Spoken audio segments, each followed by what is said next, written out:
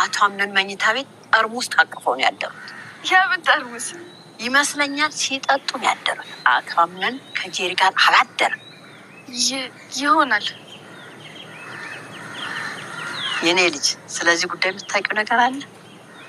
እናቴ አምነን ጋር ነው ያምሽው። እንዴት ደስ ይላል የኔ ልጅ።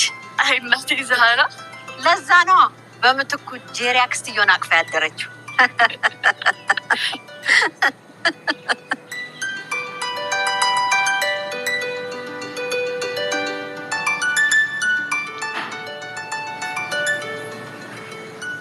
አቶ አምነን ቆይ ለምንድን ነው ማታ ወደዚህ ያልመጣው?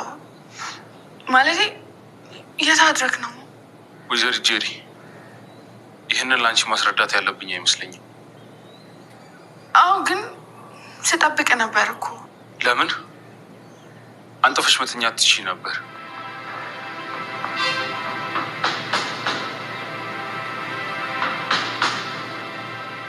ቆይ ከመረጠኝ በኋላ ለምንድን ነው እንደዚህ የሚሆነው? ማታ ያንን የመሰለ ጊዜ አዘጋጅቼ ቀረ። ወይኔ እንጂ የሆነ ነገር ማድረግም አለብኝ።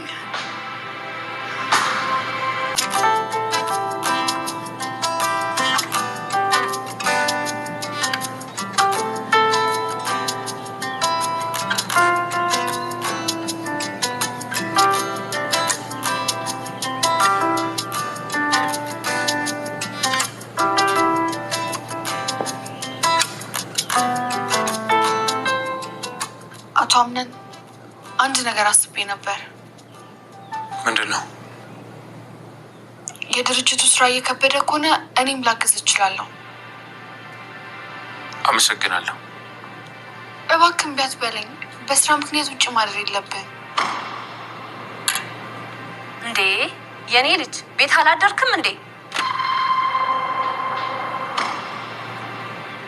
ወይ ጄሪ የሚስጥነት በጣም እንግዲህ በሚያሳዝን ነገር ጄሪ አቶ አድናንን በዛ መጨመር ሲያቅታት እንግዲህ ሳሎን ሄዶ ቁርስ በሚበሉበት ሰዓት ለእናትየዋ እሷ እንድትሰማ ብላ ስራ ከበዛብክ እኔ አንተን መርዳት እፈልጋለሁ፣ ግን ለስራ ብለክ ውጪ ማደር የለብህም ብላ እንግዲህ ውጪ እንዳደረና ወይንም ደግሞ እሷ ጋር እንዳላደረ እናትየዋ እንድትሰማ አድርጋለች ማለት ነው። ወይዘሮ እንግዲህ ሰማት ደግሞ ለምንድን ነው የት ነው ያደርከው? የት ነበርክ ያለከው? እያለች እንግዲህ በጥያቄ እንቅ አድርጋ ይዘዋለች ማለት ነው። ወይዘሮ ሜርሲት ደግሞ ምንድን ያለችው ጄሪ ካሁኑ ሚስት ሳትሆኚ የባልሽ ማንነትና ችግር በጣም እያሳሰበሽ ይገኛል ማለት እያለች እንግዲህ እያስተካካች ነገሩን ትገኛለች ማለት ነው። ሰላም ሰላም ብያለሁ ውድ የተከበራችሁ ቤተሰቦቼ እንዴት ናችሁ? ደህና ናችሁ? አለሁ እግዚአብሔር ይመስገን እኔ በጣም ደህና ነኝ። ሰላማችሁም ለእናንተ ሰላም ክርስቶስ ይብዛላችሁ። ላለሁ ለቤት አዲስ የሆናችሁ ላይክ እና ሼር እያደረጋችሁ እንደዚሁም ደግሞ ሰብስክራይብ እያደረጋችሁ እንድታበረታቱኝ በአክብሮት ተጠይቃችኋለሁ። የኔ ውዶች ሁሌ ለምትረዱኝ፣ ሁሌ ጎበዝ ጠንክሪ ለምትሉኝ እጅግ አድርጌ በእግዚአብሔር ስም አመሰግናችኋለሁ ማለት ነው። ይዤላችሁ የመጣሁት ድራማ እኔ ከተማርኩበት ካስተዋልኩበት እናንተም ታስተውሉበት አላችሁ ትማሩበት አላችሁ እጄ ከች ብያለሁ ማለት ነው። እንግዲህ ይሄ ድራማ መቼ እስከሚመጣ ድረስ ሁሌ ነው የሚያጣድፈን። እኔ የሆነስ ሲያመጡ ራሱ ምን ነው በዛ ባደርጉት ደግሞ ማለት ነው። ባንስ እንኳን 40 ደቂቃ ቢሆን በጣም ነው ደስ የሚለን ማለት ነው። በዚህ አጋጣሚ እንግዲህ ጄሪ ራሷን የተማመነችው ጄሪ በሰውነቷ በመልኳ የምትጎራው ጄሪ ዛሬ የምታረገው የምታነሳው የምትጥለው ነገር ግራ ገብቷት ትገኛለች ማለት ነው። ምክንያቱም አቶ አድናን መረጣት እንጂ ለሚስትነት የባልነት ምንም ነገር አክብሮም እየሰጣት አይደለም ማለት ነው። ጭራሽኑ ብለው እንግዲህ ሜርሲን እንግዲህ ምን ማድረግ አለብኝ ዛሬ ሜርሲ ከታቶ አድናን ጋር ማሳለፍ አለብኝ ብላ ስትጠይቃት እንግዲህ በጣም አሪፍ ነው፣ እንደውም ሀሳብሽ በጣም አሪፍ ነው፣ ግን እየቆጣኝ ይሆን እንዴ የሆነ ነገር ችግር ይፈጠር እንዴ ስትላት ነበረ ማለት ነው። እንግዲህ እንደዚህ አይነት የሚጠላ ወንድ ማን ነው? እንደውም ማድረግ አለብሽ፣ በጣም አሪፍ ነው ሀሳብሽ፣ በጣም ጥሩ ነገር ነው ብላ እንግዲህ የወይን አይነት ሰብስባ አምጥታ እንግዲህ ክላስ ውስጥ አበባ በትና ሻማ አብርታ አቶ አድናን ስትጠብቀው ነበረ ማለት ነው። አቶ አድናን እንግዲህ በመንገድ ላይ እየሄደ እያለ የብሌንን እልቅሻና የብሌን እንቧ ሰምቶ እንግዲህ ቀጥታ ሄደው ወደ ብሌን ክላስ ነው ማለት ነው። ብሌንዬን እንግዲህ እሷን እያጽናና እንደዚህም እንቧን እየጠረገ ልብ ለልብ እያወሩ ነበረ ማለት ነው። ግን እዛ እንግዲህ ምንድነው የተፈጠረው ሲባል ጄሪ እዛ ቁጭ ብላ እሱን በጠበቀችበት ሰዓት እንዳጋጣሚ ሜርሲ ትመጣለች። ወይዘሮ መርሲ ከሷ ጋር ቁጭ ብለው አንዳንድ እያሉ መጠጥ ይጀምራሉ። ከዛም ስክር ብለው እንግዲህ ጠርሙስ ታቅፎ ነው የተኙት ማለት ነው። ሁለት ሰዎች ማለት ነው። አይ በጣም ነው የሚያሳዝነው። በነገራችን ላይ የማጠግብ እንጀራ ከምጣድ ላይ ያስታውቃል የሚባለው ነገር አባባል አለ ማለት ነው። የጄሪ ሚስትነትና ሚስት አለመመረጧ እዚያ ነው ችግሩ። አስባችሁታል?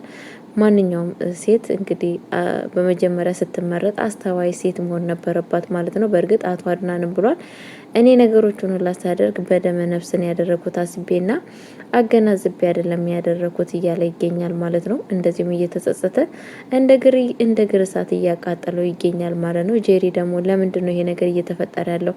በመጀመሪያ መረጠኝ ያንቺንሽ ብሏለኝ። ከዛም በኋላ ደግሞ በአሁን ሰዓት ለኔ በጣም ፎከስ እያደረገኝ አይደለም። እንደዚህም ደግሞ የሆነ ነገር ማድረግ አለብኝ እያለች ይገኛለች ማለት ነው።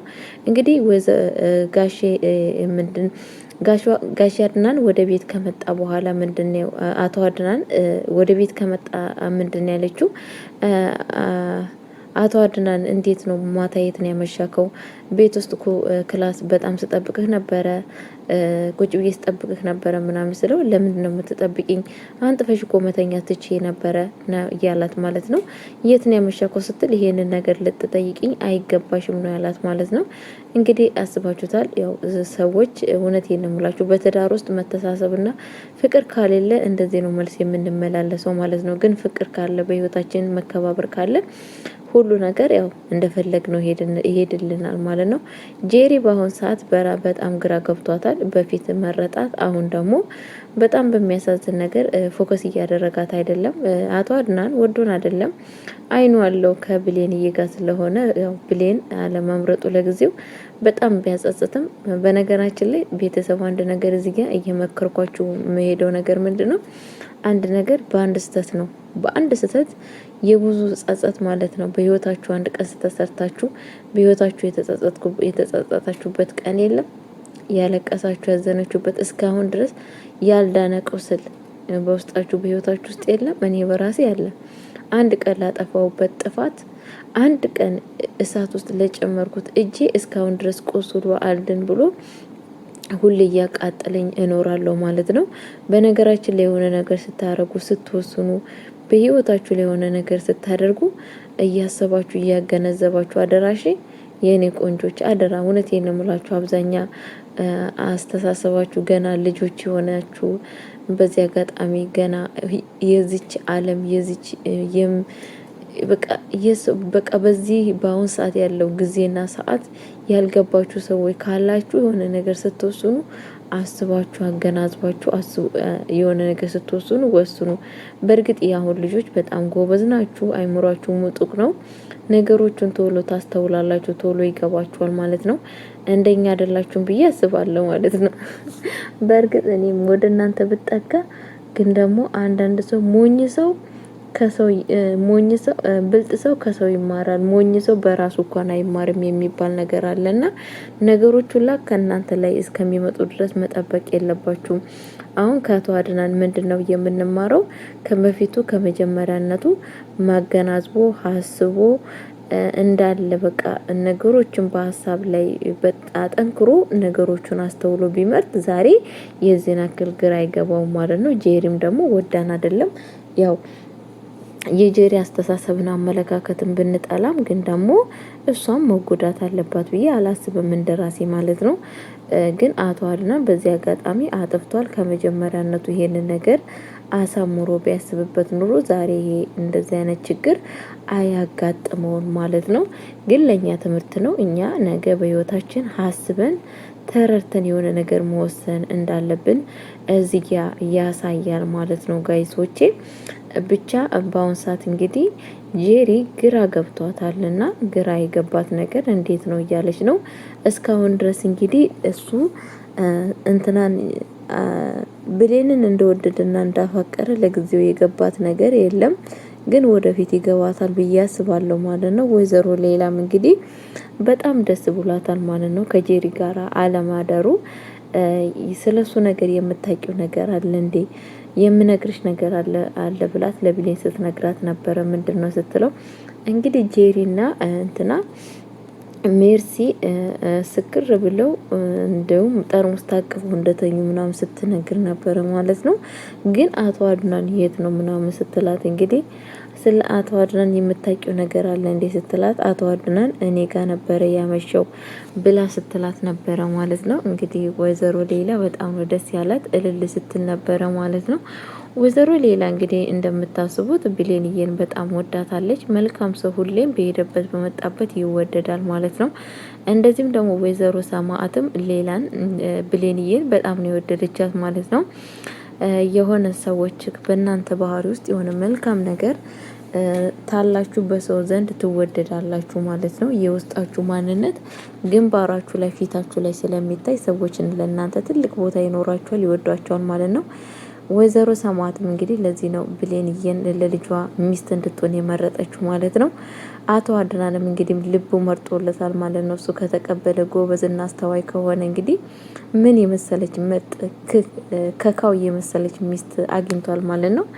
እና ቤተሰቦቼ በዚህ አጋጣሚ ለቤት አሁንም በድጋሚ አዲስ የሆናችሁ ላይክ እና ሼር እያደረጋችሁ ኮሜንት ላይ አስተያየታችሁን እየጻፋችሁ እንድታበረታቱኝ በአክብሮት ጠይቃለሁ። ወዳችኋለሁ።